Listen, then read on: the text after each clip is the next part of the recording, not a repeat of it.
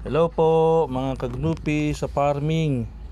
Dito tayo sa habang naglalakad ako sa umaga, nagpapapawis, ay nadaanan natin yung isang malaking puno ng kaimito rito o star apple. Ayan, dito sa Marikina kasi pangkaraniwan lang yung mga ganitong mga puno ng kaimito o star apple.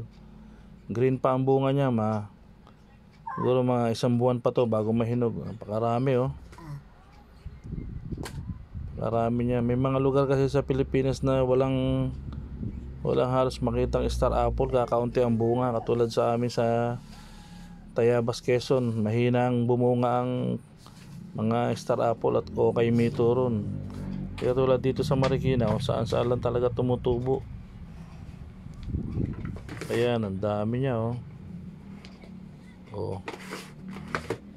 Kaya ang mga bata rito nagsasawa na lang sa pagkuha nitong kaimito Pero ngayong mga huling mga araw, nagmahal na rin kasi ang kilo, kasi pinuputol na yung mga kaimito rito ng mga may-ari ng lupa.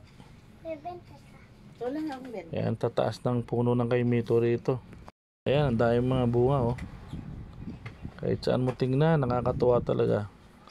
Kaya mga bata rito, basta kung makakita ng puno sa daan, akyat dito, akyat doon, kuha.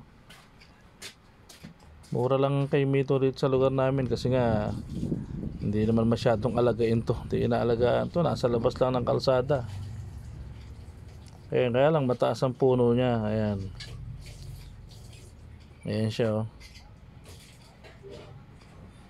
Minsan magugulat ka lang dito, babagsak lang sa harapan mo. Pagpa aanga-anga ka rito naglalakad, mababagsakan ka na lang nito. Lalo na pag takinog na nitong mga kaimito to, may iba mga kulay violet o natawag na morado. Mabagsak na lang bigla sa harapan mo. Yung mga panahon na yun, wantusawa kami sa kaimito rito.